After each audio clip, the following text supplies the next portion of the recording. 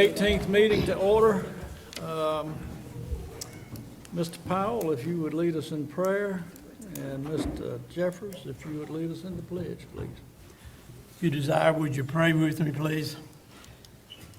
Merciful God, we praise your name for the opportunity of assembling here today, the freedom that we have in this country to have such meetings and conduct the business of our county.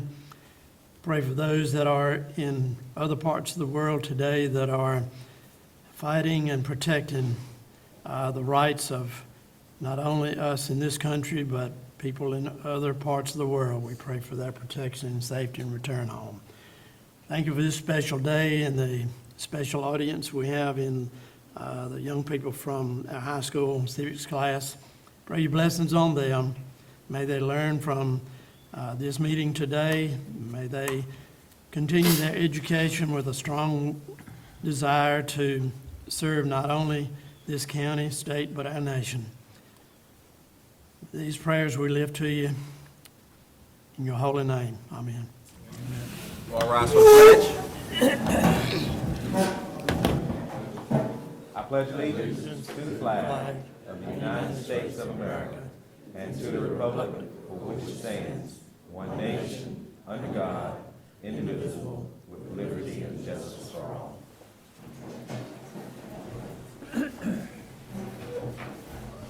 All right, is there anything we need to adjust on the agenda?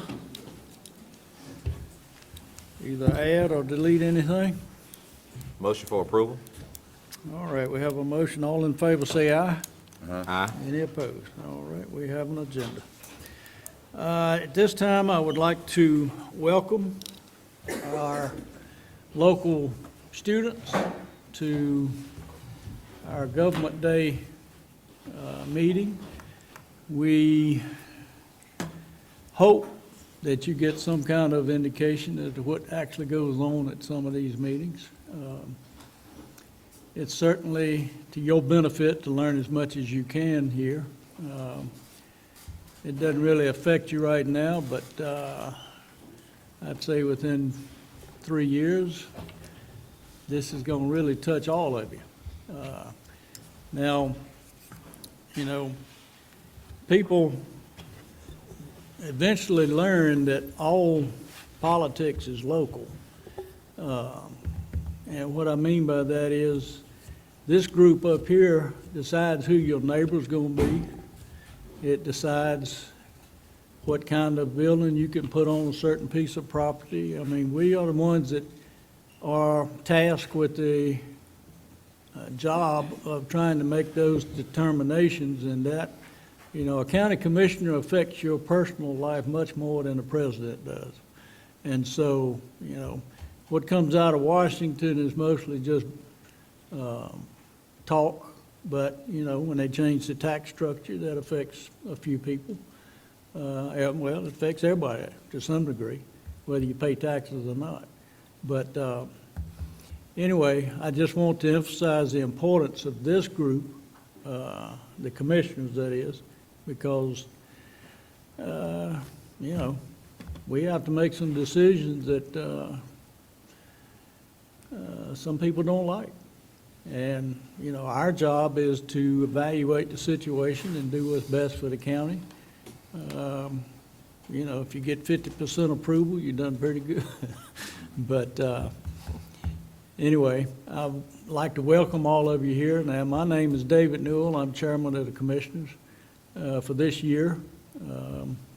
We will have elections coming up at the next meeting to determine who's in this position next year. And so I'm a local businessman. I've had one 4-year stint from 2012 to 16, and did such a good job I got unelected. But I decided to run again, and hopefully I'm doing something good. So, you know, I'd like for the rest of them to introduce themselves, and then I'd like to ask if anybody from the audience wants to come up and quiz us on what we do. Mr. Jeffers? All right, I'm Ray Jeffers. I'm the vice chairman of the board. This is my second time serving as vice chairman. I'm the youngest member on the board, and so I say that to you all to make sure at your age to start paying attention to your current events and getting involved, because your voices matter as well. I've served on the board now. I'm in my 3rd term. Next month I'll be starting my 12th year, so our terms are 4-year terms. I was elected in 2008 at the age of 25, and so good learning experience, a good time to come on the board and to bring a younger person's perspective on how we would like to see the growth in the county or where we would like to see the county to go. And so that's why I say to you to go ahead and get involved now. If not in politics, get involved in your community as far as what's going on and what's happening and the things that you like. Encourage it, and the things that you don't, get to work on how you make and change that. And that's one reason I ran for commissioner. There were some things that I liked and some things I didn't. And even though I was young at 25, I still had a voice. I still was a citizen of this county. And so I felt like we needed a voice on that board. I've been fortunate enough as well to serve as president of the North Carolina Association of County Commissioners back in 2014.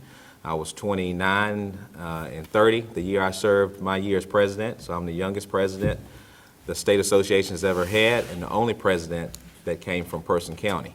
And so that was another way of getting Person County kind of at the table and understanding some of the things that were coming from the state level that may be affecting us here in Person County that I could bring back to this board and be kind of aware of or abreast of.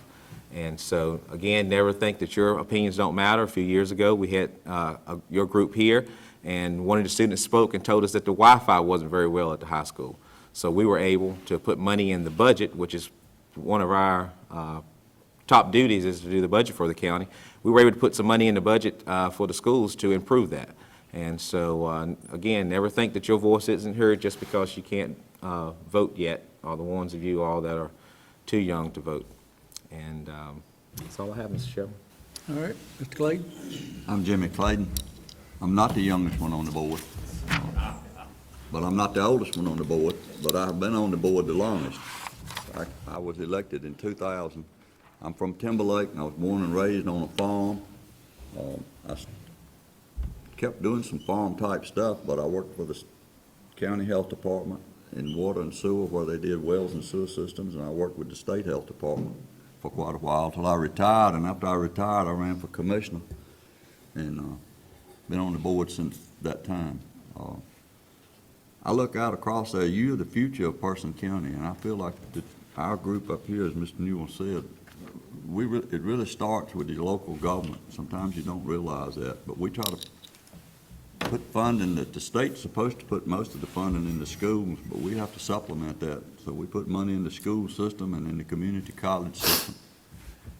Sometimes you don't look around, you don't realize what all we're involved in. We have a social services department here that serves a lot of people. We have Person Industries. We have all of the other departments. The finance department with the county keeps up with all of the taxes and the different things that are going on. So it's a lot of things going on that most people don't realize. And as some of the others have said, sometimes you're going to have to make decisions that people don't agree with. I think this county has tried to be pretty understanding of rules and regulations. You've got to have them, but you don't have to be overbearing with them. And like I said, I've been on the board quite a while. I've seen quite a few changes. When I first started out, nobody even thought about having a laptop to do all of our meeting stuff on. And of course, all of you all grew up with cell phones. I didn't know what a cell phone was when I got on the board. I knew they had a phone that you talked on that you could carry in your car for an emergency, but you didn't have it to carry around with you everywhere you went. So times change a lot of things. And as Mr. Jeffrey said, you're never too young. Keep looking, see what we're doing, read in the paper. And if you can go online and watch these meetings, go online and watch the meetings sometime when you're really bored instead of playing some of those games. And I'll leave it at that and turn it over to Mr. Powell. This is not a discussion about age discrimination. So I guess you can surmise from how the conversation that has come down the line that I'm the oldest one on the board. So, whatever accolades that brings, I don't know. I don't have a clue. But my name's Gordon Powell, lifelong resident of Person County and involved in a lot of different areas that I won't go into. Spent roughly 40 years in education, 12 years as school board chair. I have served as vice chair of this board, but the bottom line is it's an honor to serve the citizens of Person County, to be in this seat and to be a part of some of the things the others have already spoken of. Person County is an exciting place to be. There's a lot of good things going on. We're making progress in a lot of ways. Education is one of those that I'm proud of. And again, proud to have you folks in the audience because, as you've already heard, you are the future of Person County, whether at this point you realize it or not. The most important thing maybe on your next, to you today might be lunch, I don't know. But it will come around that you will be sitting in these seats on these boards with these committees and making decisions about your county, your state, and your country. Simply put, I encourage you to be involved. Become a part of different organizations. It could be your church, it could be your school, it could be your college days, whatever it may be, but get involved. That's the only way your voice will actually be heard and become a part of the business of the county. Again, welcome you, thank you, and best wishes in your education. Heidi? Good morning. I'm Heidi York. I serve as the county manager.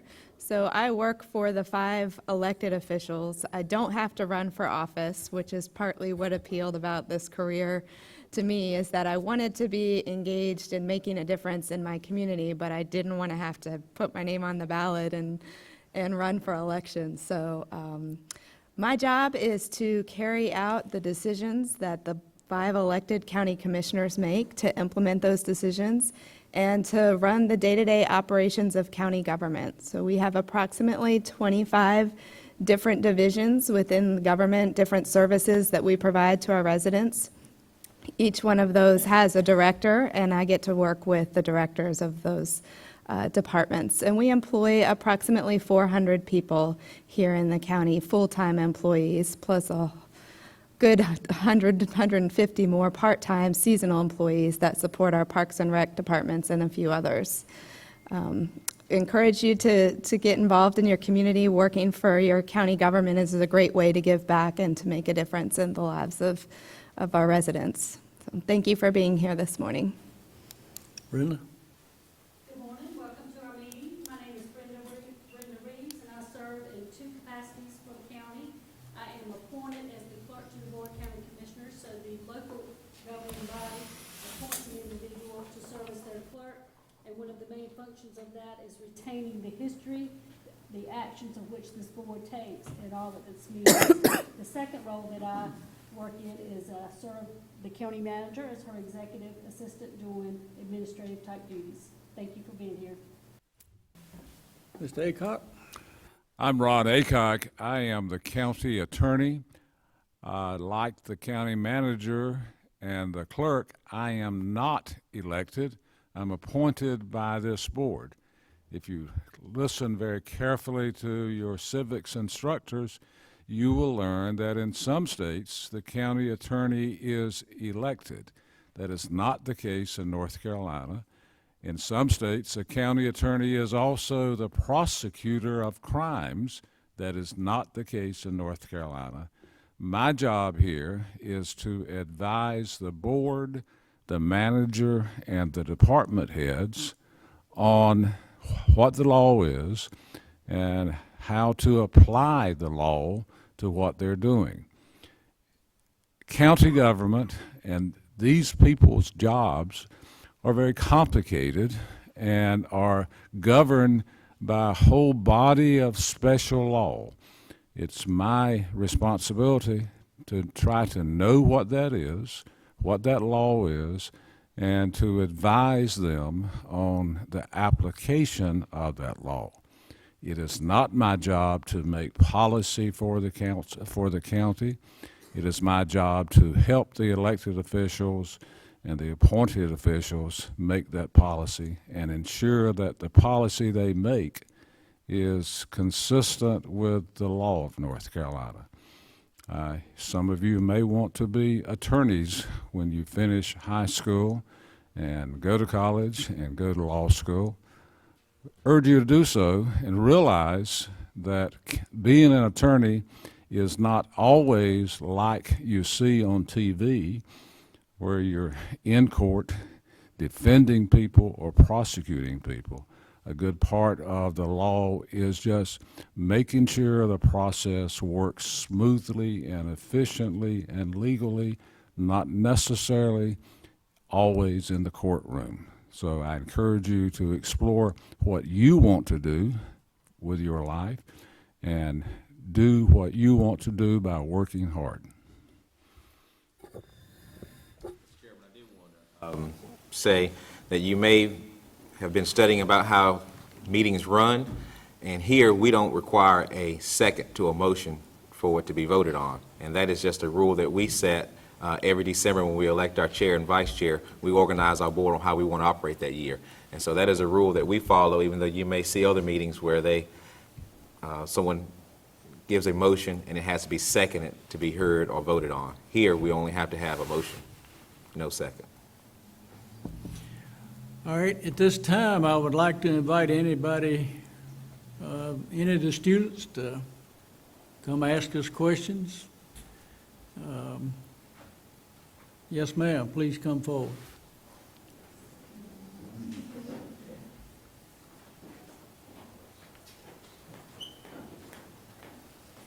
Can you explain the process of when commissioners run for election in Person County? Elections are held in person, well, not only for commissioners, but for most of your offices are held every 2 years. Commissioners are elected for 4-year terms. This board is a staggered term where 3 of them run at one time and then 2 run at one time. And so the city council is a little different. All 5 of those run at the same time. So the logic behind the county was to give it some kind of continuity so that you didn't have a complete turnover of the board, which was probably in the best interest of the county. The city used to be like that, but they had a little misunderstanding, I guess, and they established that all 5 get elected at the same time. Anything else? What are the services provided by the county government? I could name a few, but I'd like to defer that to the county manager. Give you So we have Better. about 25 different services, but we organize them like health and human services, which is sort of a broad category which contains a lot of different services under it. Then we have emergency services. Again, that contains several different components, but that's another one of our broad categories. And then we have our development services, which includes several departments there, including economic development and Public safety, Public sheriff, safety, and volunteer fire yeah. department funding. all of those. Okay, and how much is the budget for Person County government? again, I'll defer to the manager. We have approximately $65 million is our general fund budget, which is the part of the budget that is funded through tax money. Okay, All right, now to clarify that, the part that is collected through property taxes Yep. is what amount? Is the approximately 65 million. Not through property taxes. Yeah? Yeah. Yes. Okay, well, go ahead. okay. What is the #1 revenue source for Person County government, and how is it calculated? The largest revenue source, well, here again, let me defer to Yes, Heidi. we have several revenue sources, but property taxes that we collect are a huge part of the budget. And then we also receive state and federal funding, and that primarily supports our DSS and public health departments, which are operated as extensions of state services. Okay, and how is that calculated? How is the We property? set Different the revenue. tax rate, and so we charge 73 cents per $100 valuation of the property. Yep. Okay. I have 3 more questions. What are other sources of revenue that Person County collects? So what would be another one? Things that we collect locally. Yes. We get some ABC profits through the alcohol beverage sales.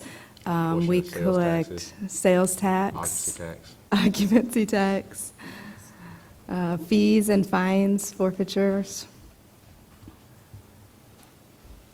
Okay. We also have have a- revenue off the landfill, too. Yeah, we also have a fire tax that we impose locally. That's in addition to the property tax. Okay. How much does a county commissioner make? I don't, About $10,000 a year.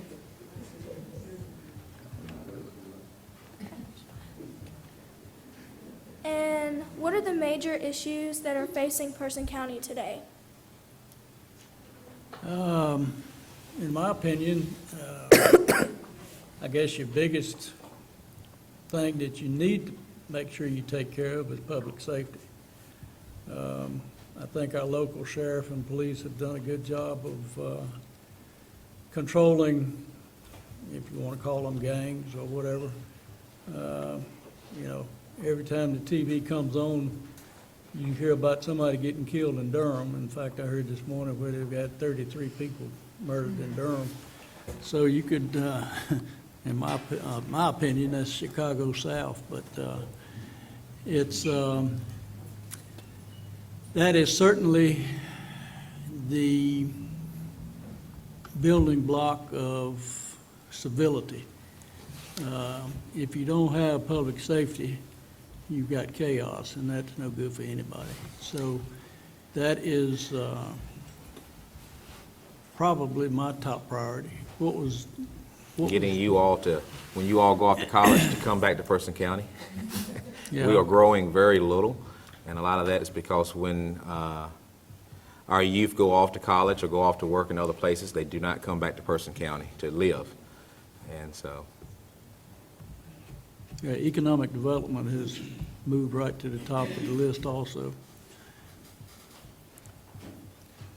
And with economic development, that means that we're trying to create jobs for you all to have to come back to through economic development and through programs. They're working with the PCC and the school, which you're aware of, with the school system and PCC, but the PCC is also working on projects to train other training for jobs to keep people here in this county, at least give you an opportunity to stay here. And none of what's been mentioned would be possible without a good education. Okay, thank y'all. All right, thank you. Now, before we proceed, I would like to ask the group as a whole, how many of you plan to go to college? All right.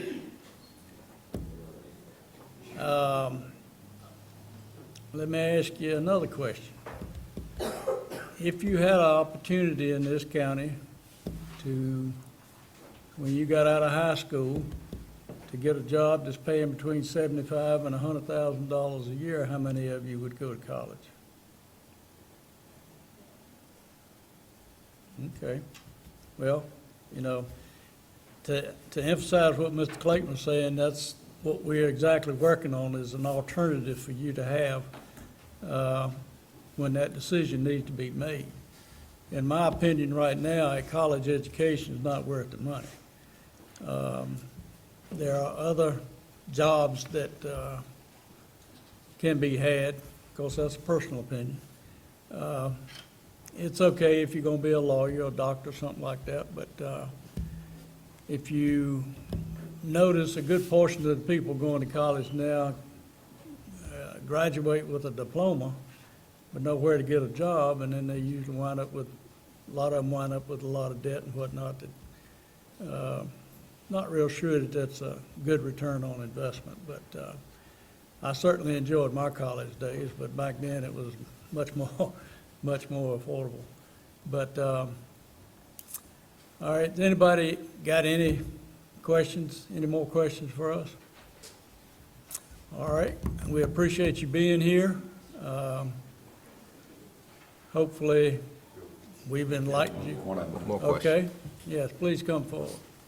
I'm sorry, I forgot to ask something. Could you state your name, please, just so, Faith Harris. okay? Okay, so, one of our friends that is in our class, but she didn't get to come here, she lives on a farm, and they're wanting to place solar panels on her farm.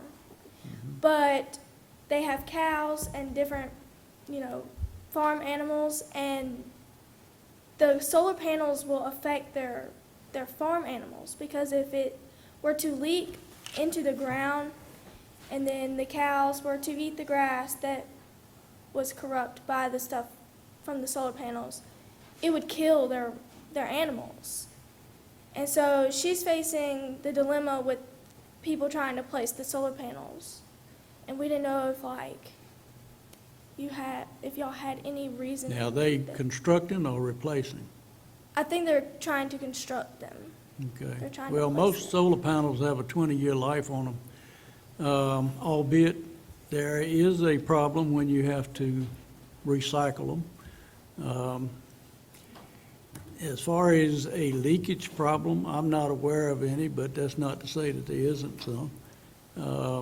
But that becomes an environmental issue that, for the most part, is regulated by the federal government or the state government. We do have some ordinances that you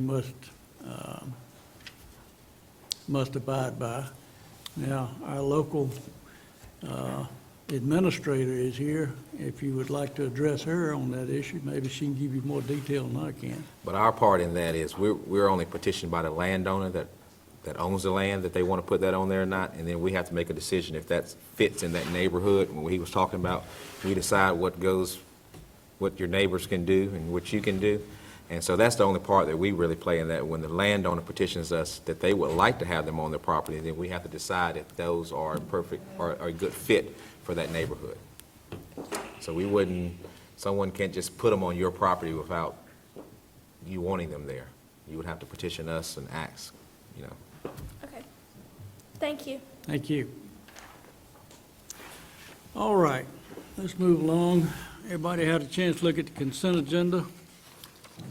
Anything they want to pull out and talk about? Move for approval. All right, got a motion to approve. All in favor, say aye. Aye. Any opposed? Okay. Item number 2, the second reading to adopt the solid waste disposable franchise ordinance. We don't have to read anything, do we? Or do we? Mr. Attorney? Mr. Chairman and Board, you adopted on first reading this franchise at your last meeting. The law requires that you adopt it 2 times since it's such an important issue. So the only thing before you is a second vote on the adoption of the franchise. Okay. What's the pleasure of the board? Move for approval. Okay, got a Mr. motion. Go ahead. Mr. Chairman, I want to make a comment. For you all that are in the audience don't know this, but that landfill was built before a lot of you were born, most of you were born, or probably all of you that are in students, but it was promised to Person County that it would only be here for 20 years, and 20 years is gone, and the landfill's still here. And I just want to make several comments because I've been on the board the longest, and the landfill was pretty new when I got here, and it was a big controversy. The first meeting I ever came to at the commissioners' meeting was in this room right here before I became a commissioner, and it was packed, and the chairs were all the way across the whole room, and the whole room was packed with people that didn't like the landfill being located in Person County. It was a regional landfill, brought solid waste from many different places, so it was a big controversy at the time. The rules were quite different back then. The county was getting a certain amount of money out of it. I'm not saying whether it was good or bad as far as the amount that they were getting. That's water over the dam. I just wanted to make some comments on it. One thing, I want to compliment this board on the fact that the state law has changed where we don't really have a choice. We're either going to get something out of this landfill, or we can do nothing and get nothing. That's just where it boils down to, and that's where it's at. It's the reason you don't see this room packed today, because the state legislature changed the law. And if you don't like the way the law is written, then you need to talk to your state legislator. But our board agreed to put money into a water and sewer fund, and some of the money that we're going to put in that water and sewer fund is going to come from what we're getting out of this landfill. There may be a time in the future, if it pollutes the groundwater in that area, they will need a water line down there. Well, to run a water line all the way to where that's at would cost probably close to $12 million. So it's not a small item. When you're looking at our budget, that's a large amount of money. We had an option to work it out with Granville County about 5 years ago before they changed all of the laws, and there was not enough votes on this board to do that. I tried to promote that, and we had a transfer station, and we had some other things. I just want to make that comment. And like I said, we were promised 20 years, and we're probably going to be here 15 or 20 more years. And the people that operate that landfill, as far as I'm concerned, are good people, and it was not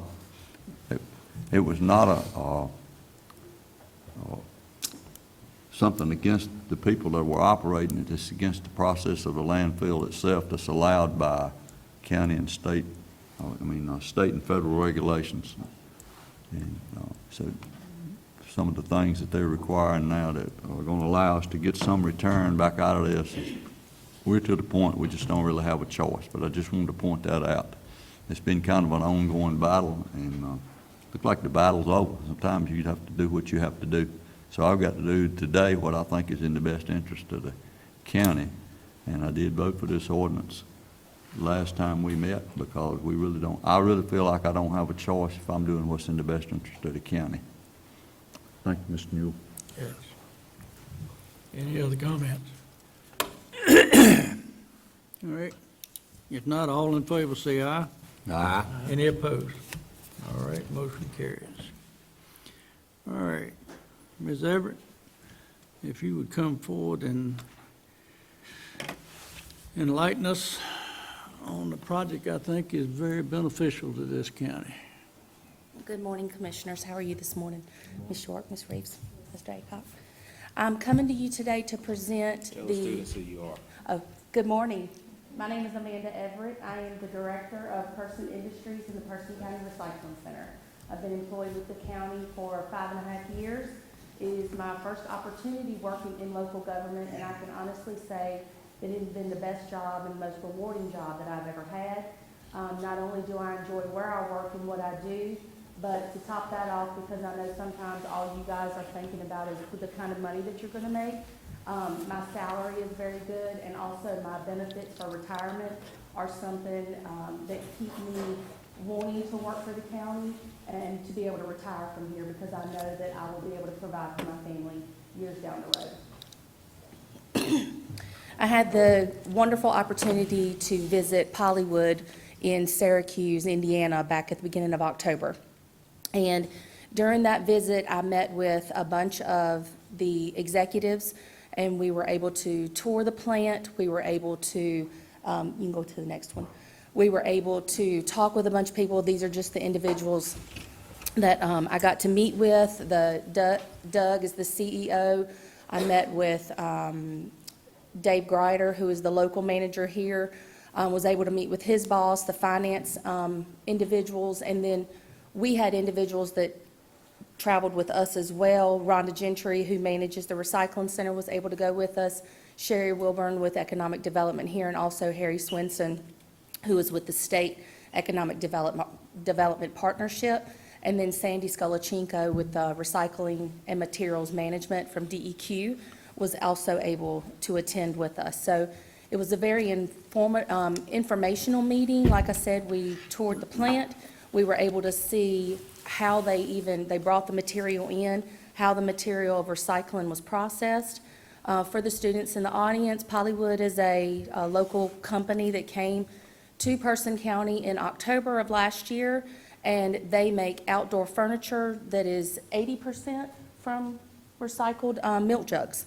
And so when they came to the county, we were very interested in the partnerships that we could bring together and pull in with the Person County Recycling Center. Oh, thank you. Just some benefits that where we're going today, opportunities. We're looking at opportunities for joint sites to expand our current recycling center. We're looking at existing buildings within Person County and expansion at current Pollywood. We also, we all have a really similar vision. We're looking at able to work together and how these benefits can continue to work for not only the Person County Recycling Center, but also help build Pollywood's business as well. We're working very closely with economic development. Sherry has supported us tremendously, getting to know what's available within Person County, the things that we can bring on board, and the things that EDC could be available for us, also as Pollywood, especially when it comes to infrastructure or site development. This is just some information that I provided to Pollywood because they didn't know much about Person Industries and the things that we did. So I wanted to explain to them how Person Industries and how the Recycling Center partner together and what our mission was to empower and assist individuals in achieving their goals. And then what I wanted the Pollywood to see was that the benefit of us partnering together is that it's a great business partnership, continued growth, community inclusion, enhanced reputation, and then collaboration within the community opportunities. I just gave them pictures of our 2 current buildings. Also, Pollywood helped sponsor, and so did Republic Services, our 10th anniversary, which we held back in June. Thank you to those of you who were able to attend that. We thought that was a great milestone that we were able to get to that 10th anniversary. So currently, as you can tell, you can only see this back here, but where the recycling center is located, there are 2 properties. One is directly behind where the recycling center is, and one is across the street on Thomas Road. These were just things that we were looking into because Pollywood is going to have to either look at additional buildings to be able to bring in the processing, the recycling. The original plan was that they were it was 50,000 square feet in the original building. 50,000 square feet was set aside in the building that they are located in now to do their recycling. And once they realized what level we were at of processing, that's where the talk started with us partnering so that we could maybe house some of that processing and that recycling and grow in that building. So these were just some ideas that we were throwing out, showing them the property that was available near our location where we have developed a reputation. For 10 years, the citizens of Person County are used to bringing their recycling material to us at 741 Martin Street. So our goal is to be able to grow that property and grow that area. We talked about employment opportunities through Person Industries, and that is also where Pollywood has been very supportive and very on board. We can provide employees on site at Pollywood using labor through our supported employment program, work adjustment, or vocational rehabilitation. These positions would be under contract, and they can include on-site job coaching, field supervision, that type of stuff. Pay rates are set based on job duties, but we can provide minimum wage jobs, which not only enhances our placements, but it also gives a pay cut for Pollywood, where they're also partnering through us, providing those jobs, but they're able to pay a lesser hourly rate. We can also offer production work within Person Industries, like we currently have with our enclave with Eaton, jobs that can be performed by adults with disabilities who require more hands-on supervision. And that's where, if there's any type of job we could bring in-house to Person Industries, we could do that. And production rate then is usually based upon, it's either based on minimum wage or it's based on the production rate that the individual can turn over. And then we can also offer employment at the Person County Recycling Center. And these jobs are based on time of sort, pounds of material that we were sorted, needed per contract. So there's lots of opportunities that we can provide not only to Pollywood, but that would also benefit Person Industries and the Person County Recycling Center. And if you have any questions along the way, please just let me know. These are just some examples that we provided of things that we do at the recycling center and also jobs with in-house and in the community. We do tours for local schools. We do presentations for civic organizations. We have the in-house production work. We also have community inclusion and community work groups. We have individuals that work at Piedmont Community College, IGA Grocery Store. We man the grounds twice a month at Person Memorial Hospital. We also have someone that works, 2 individuals that work at Cambridge Hills. We have about 20 individuals that work at Eaton, as well as our production in-house, that they bring the work in from Eaton Corporation. And this is just an example of what some of our workstations within Eaton Corporation looks like. We have a full-time employee, a full-time staff of Person Industries that provides the field supervision within Eaton, and that's how these employees are able to stay employed. They're actually supervised by one of our, by Person County staff. You know, recycling needs, of course, they have to be tailored to each employee at work because of the population that we serve, but we have the ability to train on different job specifics as needed. So we make sure that we accommodate each and every contract that comes through our doors. So whether we partnership with Pollywood or whether it's our partnership with Eaton, we train with the individuals and the employees at the corporation, and then we provide the training to our employees based on the specifics of the contract holder. Our first priority, of course, is safety. We want to make sure that everything is going well. I thank you, commissioners, for the updates that you have made to the recycling center. It has given us a more sound and calmer feeling knowing that we are now in a safe building. We have ADA-approved updates, bathrooms on the work floor, those type of things. And overall, it just allows the adults with disabilities the rights to choose how they spend a portion of their day. They're able to choose that they work. They're able to choose whether they go out into the community or they're only doing work within the recycling center. All of you know the majority of this information. This is just talking about kind of history of the recycling center. I was letting Pollywood know about how Person Industries has been in business for over 30 years. We're actually coming up on our 35th year, but I was letting them know that the recycling center started in 2009 and how the current building that we're in was approved for purchase in 2014, what our current square footage was, what our labor force is, what our processing is. Over the last 3 years, we've sorted and shipped out an average of 1,600 tons of material per year, because I wanted Pollywood to be able to understand our size and what we were producing and what was going on. Again, I said our focus is on safety, and if any of you were not aware, this year we received our 20th consecutive gold award for Person Industries for safety from the North Carolina Department of Labor, and our 5th consecutive award for the Person County Recycling Center.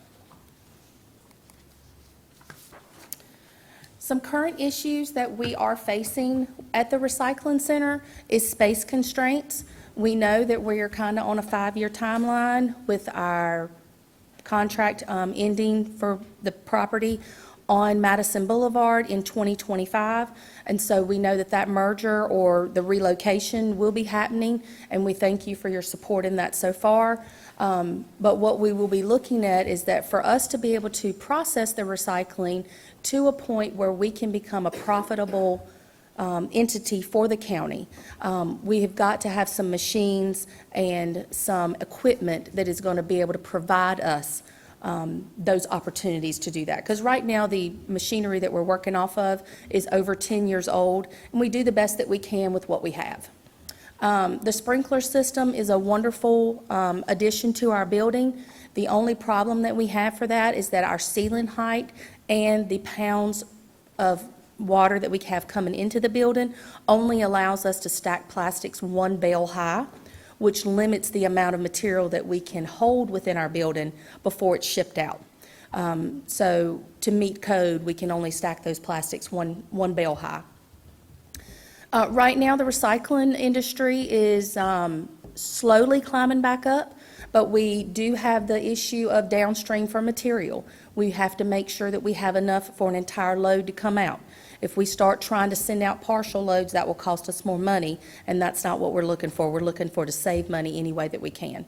And of course, as I said, the building lease ends in 2025. Our current equipment, as I said, is over 10 years old. Right now,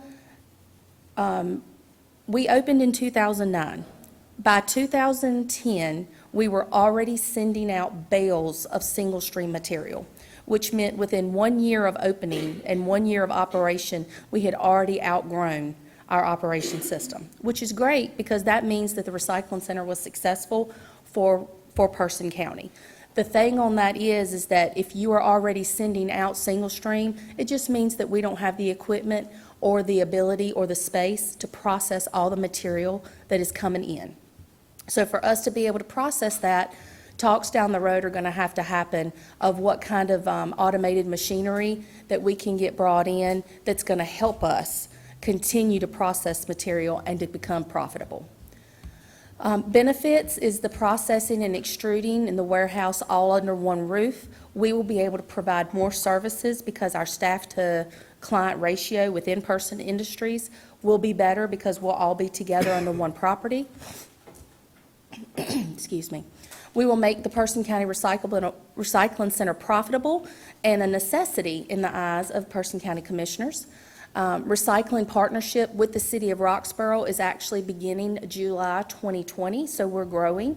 The City of Roxborough is implementing a recycling pickup, and they are bringing that material here to our recycling center, and we do charge a small tipping fee at this time, but for us to be able to charge the tipping fees to be comparable to other locations and other MRFs, we would need a scale to be put in. And then capital investment will only help both of us, Person County Recycling Center and Pollywood, so it's a win-win. This map, if you're following along, is just showing the available MRFs across the county, across the state. Those are the green dots. All the gray dots are recycling companies, and the blue dots are the HDPE recyclers, which that is what Pollywood is extremely interested in. That's what they're only interested in. What we have been talking about is Pollywood brings in what they call Z-bales, which are bales of mixed HDPE plastics. Milk jugs, most of the time they will probably have your dish detergent, your laundry detergent bottles in, maybe your coffee creamer.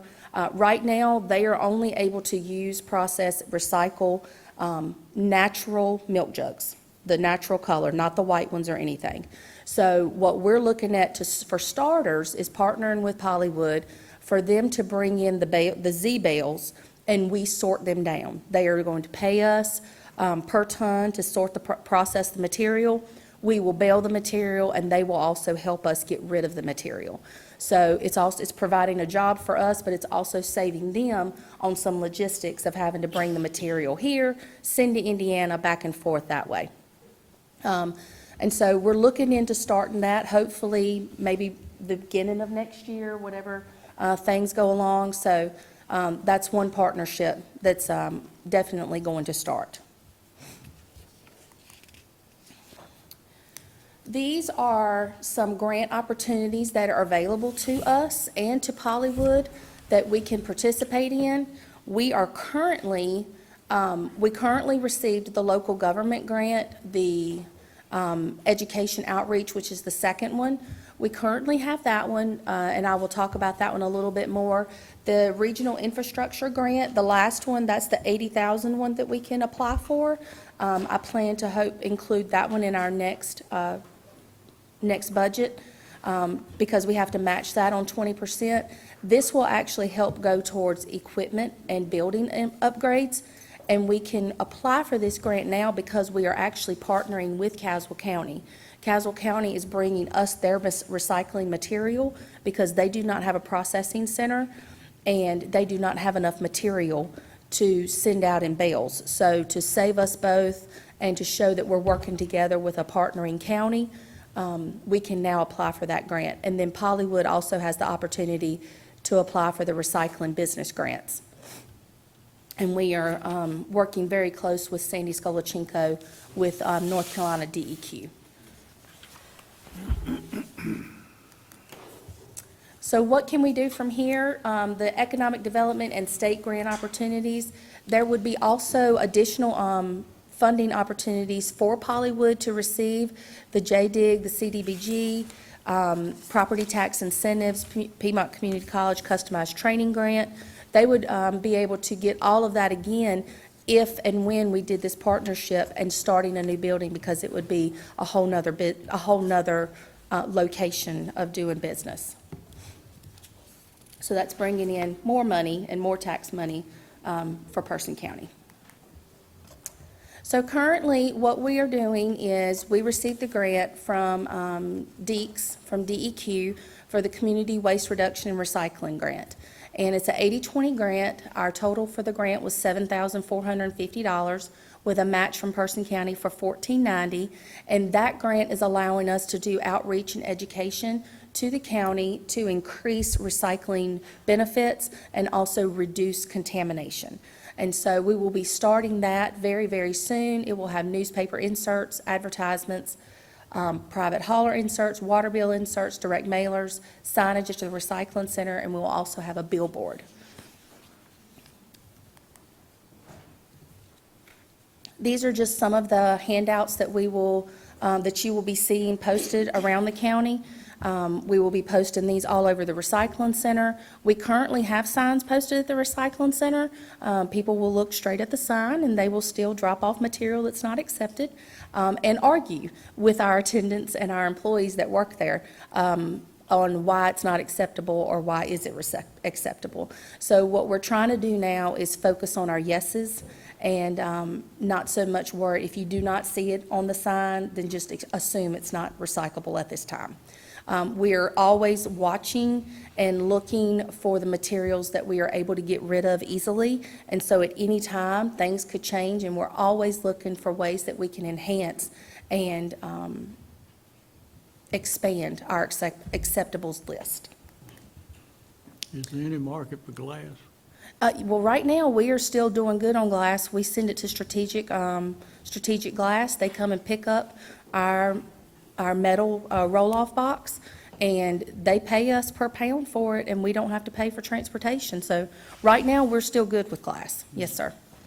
So the big thing for our trip to Pollywood was to talk about the partnerships that could come, but also see if they would be willing to partner with us in this marketing campaign. So we proposed that Pollywood would offer funding in the amount of $7,282. It would also be for the public awareness and education information, including all Pollywood branding. So any information that went out would not only have the Person County seal, the Person County Recycling Center logo, but it would also have the Pollywood logo. And it would also include information on our new milk jug campaign, and I'll get to that more in just a second. But the items that would be included in the money that we were asking Pollywood for would be a billboard, these reusable recycling bags, because we're trying to get rid of people bringing their recycling in plastic bags, and also Palace Point advertisements and education material, which were pretty much just these co-branded magnets that could go on your refrigerator that would have our acceptables list right there, and also information about the milk jug campaign. I won't bore you with all of this. This was just information that I was providing to Pollywood, showing them about the billboards that would be up around the county, where that they were located. This is an example of the recycling bags that we will be doing. It will have all of our information listed on the bags. They are waterproof, they are reusable. Our advertisements with Palace Point. And these are just, this was a commercial that had already been put on by the economic development at Palace Point. And it was just an example of what the commercial could look like. These were the co-branded magnets for the refrigerators. So the campaign that we are working on is Milk Jobs Mean Jugs. You can't say that very fast without getting tongue-tied, but we want this hashtag to kind of go viral in Person County. And we're working towards doing an incentive, and it's a county incentive. So each participant that brings a milk jug to the recycling center during business hours, because that's the only time that we can keep up with who's bringing them in. They will be entered for a chance to win our quarterly drawing. Participants will sign up with their name, phone number, and email. Information will be entered electronically into a spreadsheet with a random draw to be done at the end of the quarter. The quarterly winner, per Pollywood's graciousness, will donate a piece of Pollywood furniture of the company's choice. So for every quarter. So if you bring in 5 milk jugs, you get 5 entries. If you bring in 1, you get 1 entry. So we're really excited about this, and then we're also looking to expand the incentives to the local schools.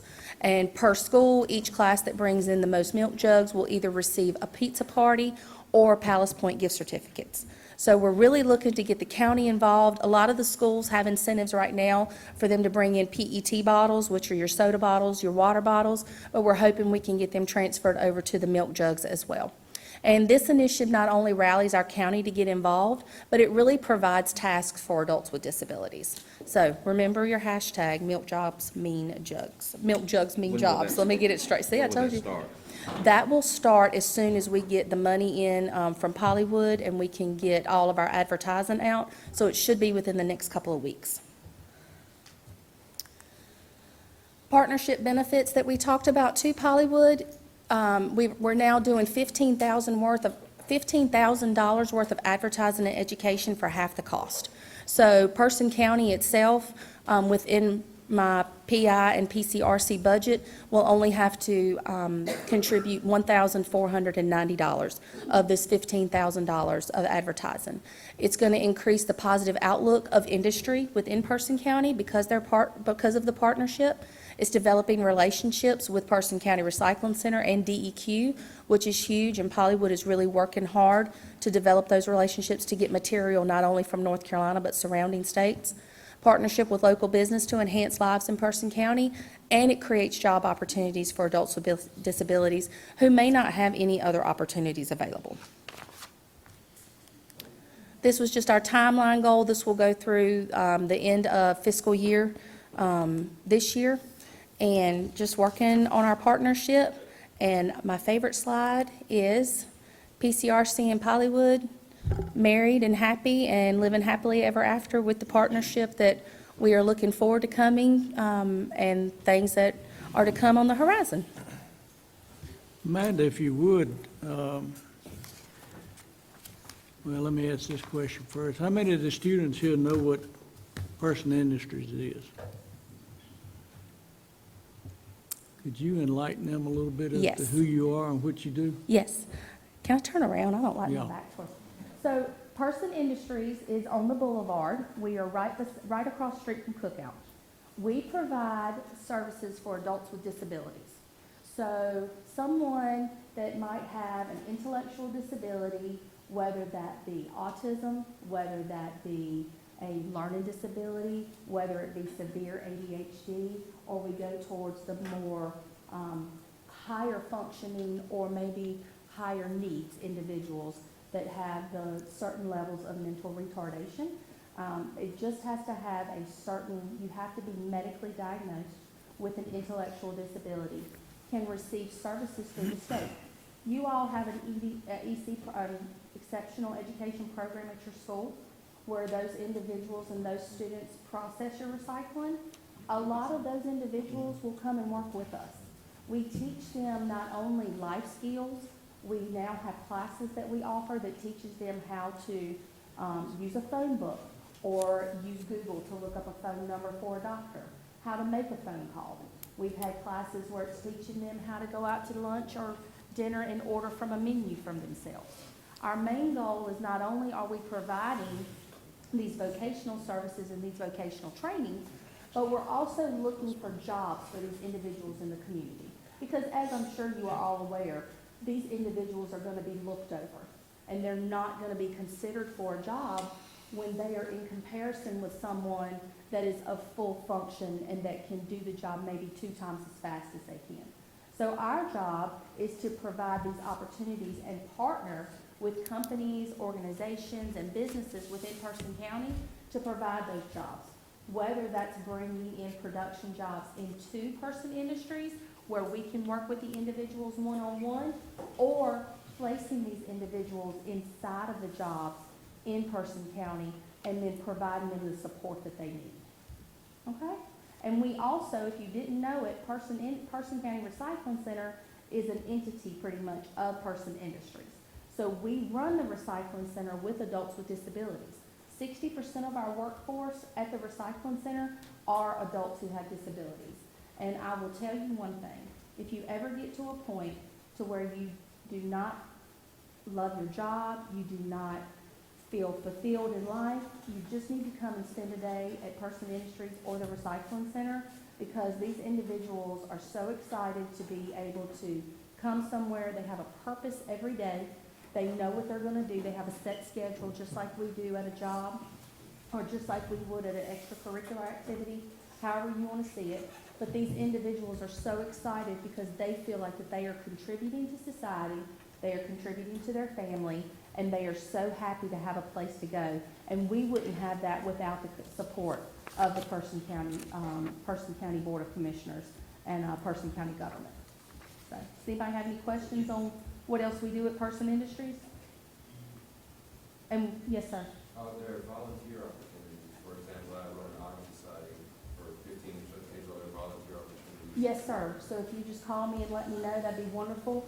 We hold events pretty much all throughout the year for our consumers. We'll do, we'll have a holiday party coming up. We had an event, we have quarterly excellence events where we recognize star students within our classroom setting. We recognize those with great work ethic, those who extruded great safety. So we have those kind of events, and we can always use volunteers. We have an employee appreciation banquet once a year. And so any of those kind of opportunities can come up, and you can do those kind of things. And we also have a range of employment opportunities. We have opportunities where high school diplomas are required, and we go all the way up to where 4-year bachelor's degrees are required as well. Any other questions? All right, thank you for that. Yes, sir. In the advertising, did you give any thought to advertising on Pat's, Yes, I have. keeping it in the family? Yes, yes. Yes, and that is going to definitely. What you and your organizations do here in Person County is extremely important in several aspects, not only the recycling, that we could use these products and keep some of those out of the landfill, which would be an advantage, but from the human side, you do a good job with those with mental and physical disabilities and even addiction, all of those that are involved with this part of the society here in Person County. I do commend and appreciate what you folks do along that line, because there are those of us who are much more fortunate, Yes, sir. and we should never disregard those who aren't. Thank you. Thank you. And part of the puzzle that you've spoken quite a bit about here is Pollywood, and we have Dave Grider here. Dave, yes, if we could recognize Dave and Stacy. Dave, if you come forward and Yeah.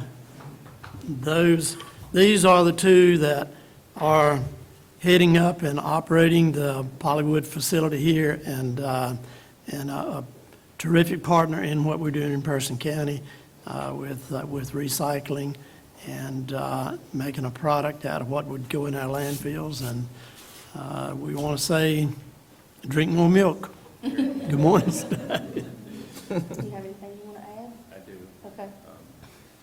My name's Dave Grider. I'm the general manager for Hollywood.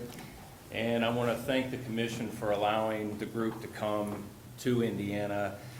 In close, as I've spoke to each of you, sometimes on a limited individual basis or sometimes as a group, what I want to emphasize out of everything Amanda just addressed is that on print right now for our facility, we are already out of room.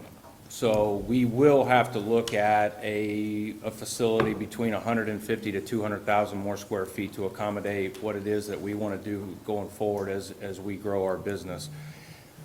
As we look out at the next 2 to 3 years, we will either have to invest in a new site, find a new site, or hopefully partner with the recycle center to do the extrusion work that we need to do. and also collect the raw material, which is the milk jugs. And as I've explained to the commission in the past, I think the recycle center can be a very profitable facility, but it is going to require some capital investment. We started our, kind of our due diligence last Friday. We had a call with my boss, who's the chief operating officer of the company, with Amanda, and we are starting to assist the recycle center in looking at the equipment that they currently have versus what we currently use in Indiana to do the same process that we would be asking the county, the commission, and ultimately the recycle center to do for us. So we think it's very positive. We think the opportunity is very, very good. And as we get more detail, obviously, we can update the commission on that. Okay. Thank you. Any other We questions? appreciate what you're working towards, and I certainly appreciate y'all taking the initiative. Introduce herself. Yes. Yeah, Stacy. My name is Stacy Vaughn, I'm the plant administrator out of Hollywood. I've been with Hollywood now for a little over a year. I moved from Charleston, South Carolina. And so far, so good. I really love it here in Person County. Everybody's been very receptive and has made us feel right at home. So we're very grateful to be here. Okay. All right. Thank you. Thank y'all. Thank you. Thank you very much.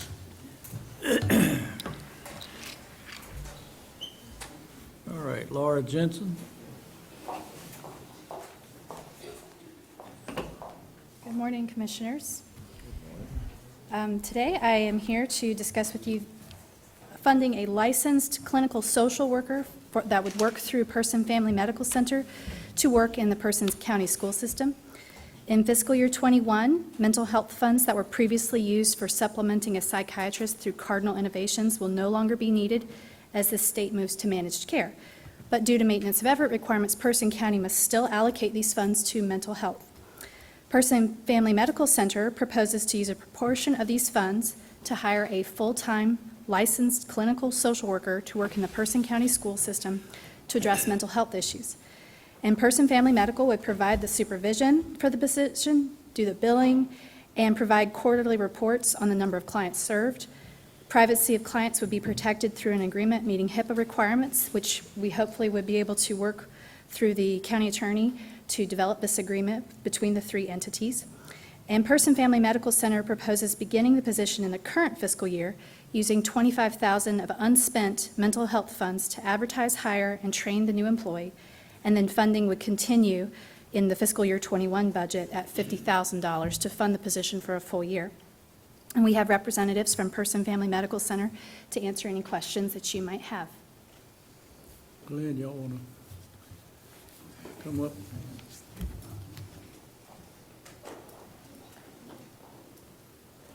Good morning. Good I'm Martha morning. Pickett. I work at Person Family Medical Center in the Behavioral Health Center. We have talked to the school system, just so you know, and they're totally on board. They love the idea. They like the idea of us having the licensed person and that we provide the supervision and that we would work together, just so you know that. So would they be, it's not stationed, but office at Person Family Medical, and then they would go out to the schools? Right. And how would they be recommended to their client or the student that they're serving? That'll be through the school system. The school will decide. Also, we can do training for the teachers to teach them more about behavioral health, what to look for. I think, because obviously, hopefully that person's not going to be so busy that they couldn't do training for teachers as well. So individual schools could have individual training based on the ages of the clients that they serve. I think it would just be really beneficial for the county. So the schools will refer. We just want to get, more involved with the Person County school system. We've been trying to get, partnering with the Person County school system. And we feel like this is a great opportunity for both of us to gain from this, to have a licensed clinical social worker there to help our teachers, our, administrators or in the school system so that they can recognize those issues that may come up and refer clients to us. So that we can help through here. And it's here in the county, and we feel like this is a win-win for both, to help out. They serve them during school hours, or that's just scheduled with the parents and?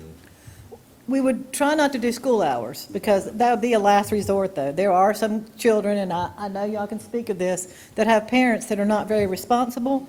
So we would serve those kids in the school if we needed to, but ultimately, we would like to maybe start in the school system and bring them out.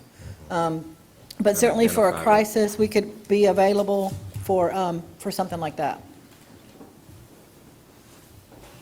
Any more questions? Good use of mental health funding. Tremendous idea to use that fund, or those funds, for the purpose that you're talking about. Mental illness and problems along those lines are probably something that we don't often want to talk about. But they're real, they're in our schools, and that's a good place to start to take care of and assist those that need that type service. And I think through Cardinal that I'm involved with, but locally is where it's at. And this is where it's needed, and I think it's very good use of that money.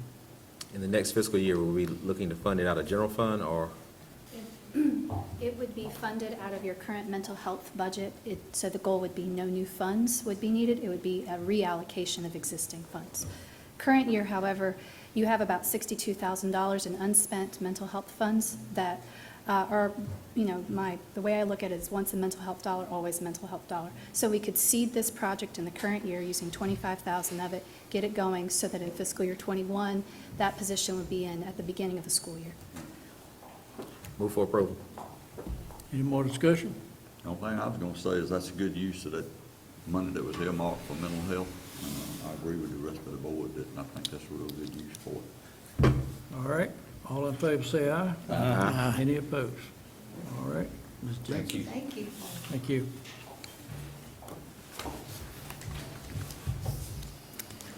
You're on deck. The next item I have No, for you're you. at bat. Excuse me. This is my last one, and then I'll sit down. The next item I have for you is the discussion of the Old Helena School, inclusion on the study list for potential nomination to the National Register of Historic Places. On October 10th, the National Register Advisory Committee for the State Historic Preservation Office determined that the Old Helena School is potentially eligible for nomination to the Register of Historic Places. There is a letter and a description of the process in your agenda packet. The next step in the process is to prepare a formal National Register nomination document, which is a pretty thorough proposal that describes and evaluates the school's physical characteristics, documents its history, and assesses the significance of the school in the community, and demonstrates how the school meets National Register criteria. The document must be supported with professional quality photographs, maps, and other materials, and must be prepared according to federal and state guidelines. Due to the high standards expected for formal nominations, most nomination documents are prepared by private consultants. And so for your discussion today, a cost proposal was prepared by a National Register consultant out of Durham who has prepared nominations for other historic school properties. This consultant's estimated fee would be $6,685, but further proposals can be solicited at your direction should you be interested in moving forward. So the request today is to review the State Historic Preservation's Office information and guidelines, as well as the proposal from the consultant, and direct us as appropriate. Funding coming from contingency? I'm sorry, was that? The funding coming from the It contingency? could come from contingency. We do have that money, that amount of money available. This is something that you asked us to look into a few years back as to whether or not this property would be eligible to become a National Historical Site. So before we went any further, we pursued the application process and did get a positive response that we could move forward. If you decide to do this, then there is a responsibility for us to preserve this building in the future. So it would eliminate the opportunity to tear down that space if that was ever something that the board wanted to do. Once it is deemed a National Register, put on the National Register of Historic Sites, then we would have a responsibility to bring it up and to keep it functional at some point. Mr. Chairman. Yes. You know that I've been one of the supporters of doing something with that building for the community. And it got hung up several different times. One time, we thought the community college was gonna do it several years ago, and that effort went by the wayside. So it's been several different, we had a group down there that me and Heidi met with quite a few times, looking at different things to do. So if we start following through with this, and this group that we got looking at it doesn't look like it looks like what we need to do, then you would come back to us and tell us, this is starting the process of looking at it. That's what this is doing. This This is not applying, Right, this, or is this applying? This is hiring a consultant to submit an application to see if it's be- doable.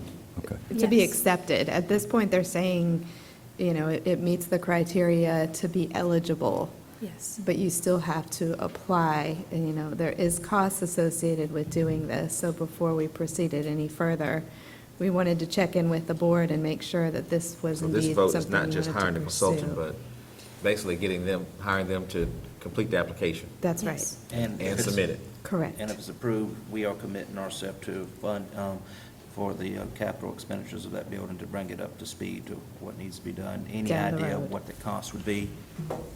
We've had some feasibility studies done in the past, and we were looking at $7 to $10 million to bring it up to code. That's not upfitting it with, you know, into usable space necessarily. That is repairing roofs and lead paint, asbestos, making ADA improvements so that it's accessible for the public to access. Does it stop us, if it's listed, does it stop us from putting a community center in there or whatever? Is it just going to be like I hate to say a museum, but is it just going to be a space that people can go and see? No. Or will we be able to utilize the space? You would be able to utilize it. Once it's on the National Historic Register list, then there are some tax credits that become, it becomes eligible for development. And so we see this sometimes with old tobacco warehouses where they're upfitting it for retail or residential. All of those are allowable uses so long as you're preserving the dignity of the structure. Mr. Chairman, I move for approval. All right, I own a building that would qualify to be put on the National Register, and what investigation I have done deterred me from putting it on there simply because they handcuff you to a strong degree on what you can do, what you must do, not what you want to do, but what you must do. You have to go back, like she said, and find the oldest picture that you can find and put it back in that original condition. That's fine. It handcuffs you from then on as to what you can do. Sure. I personally am not in favor of this. I think it severely limits our options going forward. I have no problem with it being put on after a later date if we decide that that's the use that we want to have for that building. But if we apply and put this thing on the register, it's like Mr. Puryear said, we're obligated. And I think we need to have more of a definite plan what we're going to do with the building before we go too much further. I may withdraw my motion if I can make another comment. Okay? If we decided, if something came in here that we were looking at and we felt like that we wanted to put it on this national register, where we are at now, just because we investigated it, we could still pick it up and do it later? My understanding is that, yes, there might be a window, but I can discuss with the State Historic Preservation Office to see what that window looks like. Well, we can take that step anytime we want to. Mr. Chairman, I'll withdraw my motion till we look further into this. Any other comment? I think it's the appropriate thing to do. I would think that we need to have more of a game plan before we I go agree. spending any more money. And, you know, if you've not been involved with the historical people, my brother bought a house in Williamsburg, Virginia, and he became very frustrated on what they made him do. And that's my experience with it, plus my investigation. It certainly turned me off as far as, the credits, or give you an example, the mill that I own, all the windows have been bricked up. Well, the very first thing I'd have to do is put windows back in the whole building, which, depending on the use, may or may not be what you want to do. But if you put it on the register, you don't have any choice. That's an expenditure they're gonna make you spend. So that's my 2 cents, but since you withdrew your motion, I think we'll just see what the future holds. Anybody else got anything else they want to add? Okay. Thank you. All right, Ms. Oakley?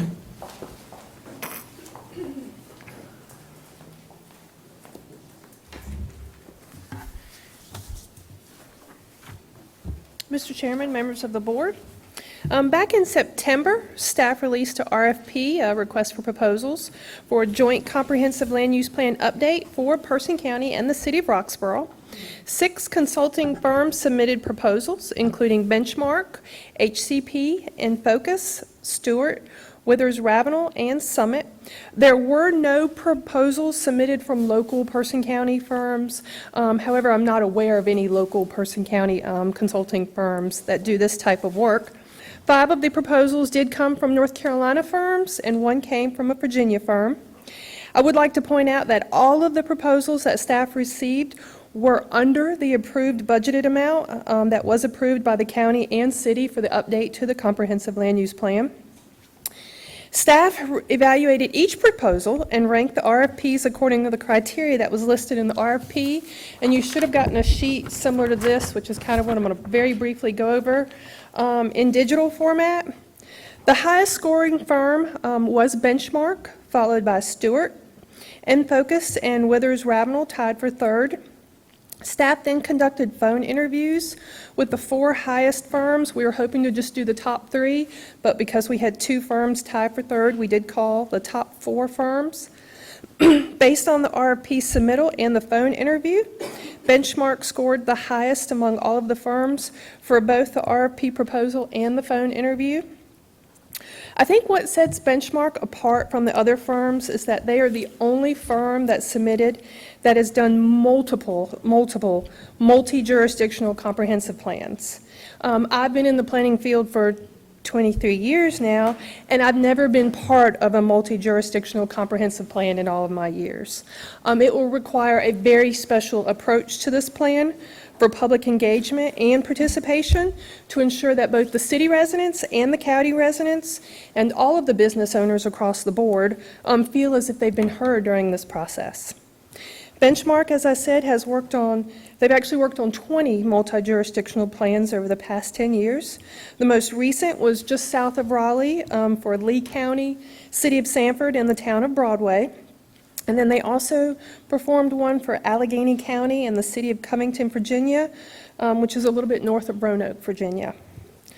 Benchmark's public participation methods were also the most extensive, including additional steering committee meetings, stakeholder interviews, meetings with a technical committee, which is made up of department heads and staff, surveys, a project website, and Benchmark has also created their own toolkit for public engagement, which includes their own software for public polling at these meetings.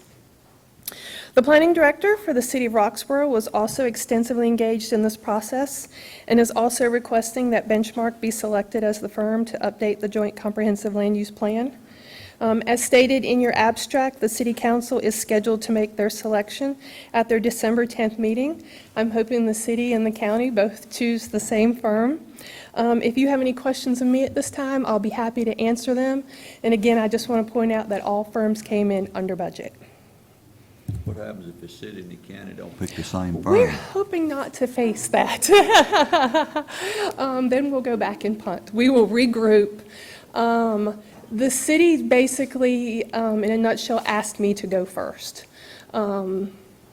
to see what the county commissioners' wishes are, which is a good thing. So I think if the county commissioners go with who staff's proposing, that's an easy route. If you go with someone else, we would just need to reevaluate and discuss it with the city planning director. Mr. Chairman, I would move that we go with the staff recommendation. Contingent upon the city picking the same people? If they don't, we'll drop back and punt.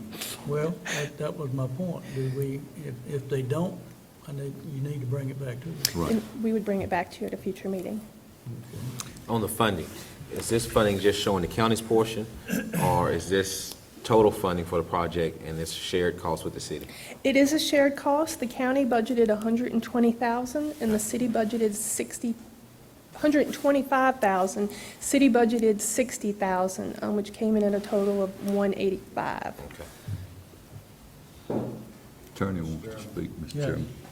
As noted by several of you, we may be in a dilemma if the city does not approve. The expectation, I believe, from the staff is the city will approve, but you might want to consider a contingent approval, contingent upon the city's approval, and when the city approves, then it's automatically executed. Otherwise, we may be in a situation where we've approved the contract and then have to undo the approval. I think a contingent approval would probably work, but I'd ask the planning director if that would cause problems with the city if we approve contingently. I thought that was exactly what my motion said. That's exactly what we ought to do then, I believe. All right, you want to answer this question? That's not a problem. We were recommended to go first. The city manager said that he didn't see any difficulties if the county commissioners went with staff's recommendation, since it's both county staff and city staff. He anticipated the city voting with the county and along with staff. So We covered it's, it. We got it covered now with that, my understanding. Yes, sir. All right. Any more discussion? All in favor, say aye. Aye. Any opposed? All right. Ms. York? Commissioners, your last item on this agenda is a housekeeping item. We're asking you to adopt a resolution for your 2020 meeting schedule. General statutes require that the county commissioners hold a public meeting once a month, and we generally meet twice a month, once in the evening and once in the daytime. And so we have your calendar for the next year laid out with dates. It's been cross-checked with some of the conferences that you all attend to make sure that there were not conflicts with the NACO or the Association of County Commissioners annual conferences. If the location of the meeting is different from your boardroom, that is also noted on this resolution for adoption. All right. Everybody satisfied with the schedule? Any changes required or recommended? Somebody change it before it's all over with. We know somebody will be. All right. I have a motion to accept as presented. So moved. All in favor, say aye. Aye. Okay. Chairman's report, the only thing I need to say is the commissioners, if you would, meet upstairs after this meeting so we can take a group picture for the chamber literature. Other than that, that's all I've got. Heidi? Just let you know that we're continuing to move forward on the marketability study that we're doing for the recreation center. So we're having a conference call today with the chairman and the vice chairman, and myself are participating with the consultant as well as the Danville board and executive director. So stay tuned as that project continues to move forward. Okay. Anybody else got anything? Mr. Chairman, first off, I want to apologize for my tardiness to the meeting. There was a unforeseen situation that required my immediate attention and presence at the bank, so I apologize for arriving late to the meeting That's this quite morning. all right. Would you like to introduce yourself to the student? Absolutely. Good morning, ladies and gentlemen. I hope you enjoyed this county commissioner meeting. My name's Kyle Puryear. I've been serving as a county commissioner for 13 years now. I was first elected in 2006. I was about 26 when I was elected my first time, and and it always brings joy to my heart to see young people out here, especially I was in your shoes back in 1998 when I attended a local government session, and all I can say is I encourage you to become more involved in your community and more involved with county government. You're going to be the future leaders of our county, the future leaders of our state and country. So if there's anything that you're involved with, any one of us, you got 5 individuals up here who really care about this county and want to see what's best done. We may disagree and agree sometimes, but we ultimately want the best interest of the county. But if there's anything, if you want to be involved, any one of us will be glad to talk to you about it and how you can contribute to your community, because it's never too early to start. So thank you so much, and it's a pleasure to see you here. Mr. Chairman, I have a card from the Chair, Jason Turian, of the Person County Environmental Issues Advisory Committee, thanking the commissioners for funding assistance with respect to their booth at the Personality Festival. With our help, they were able to distribute anti-litter pamphlets, keychains, and litter collection bags to hundreds of Personians who attended. And our assistance went a long way toward helping to raise awareness about the litter issue here in Person County.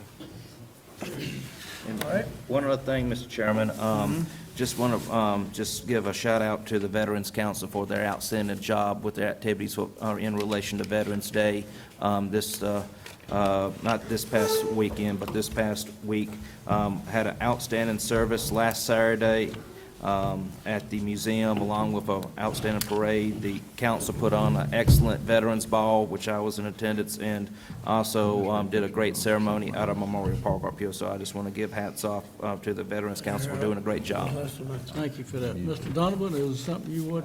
Yes, if you don't mind, we're going to have to file out here in about 3 minutes. I wanted to first thank you for what you do to balance being financially responsible with serving the needs of the county. And I think the kids got a chance to see that in action a little bit today. And before we file out, if it's not too much trouble, one of the things that we do a lot in our civics classes is current events. And as someone mentioned earlier, there's a lot of noise coming out of Washington, and they just see it all as a fight to the death, right?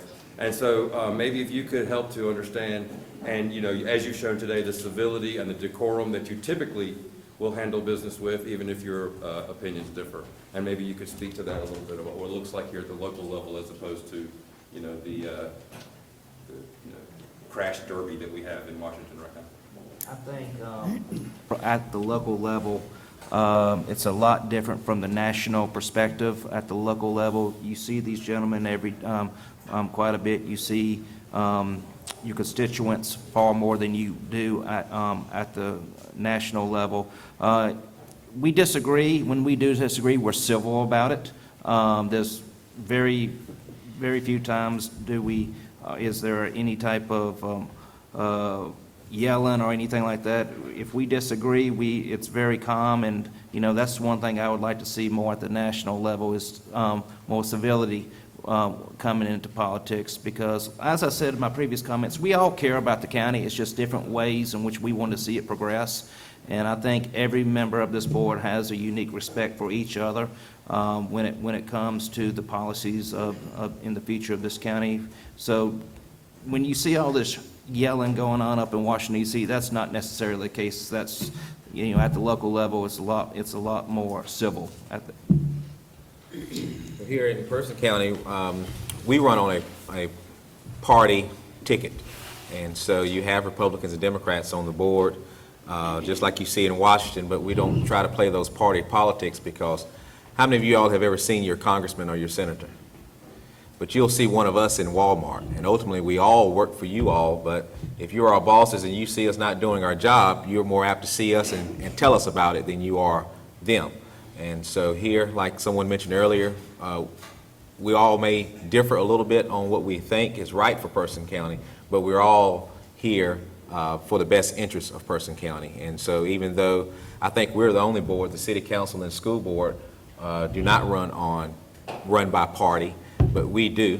And here on our board, we have 3 Republicans and 2 Democrats, but our board is led by a chairman who is a registered Republican and a vice chairman who is a Democrat. And so we work together to serve the best interests of Person County. Mr. Powell, you got anything you want to add? Anything? You, Jimmy?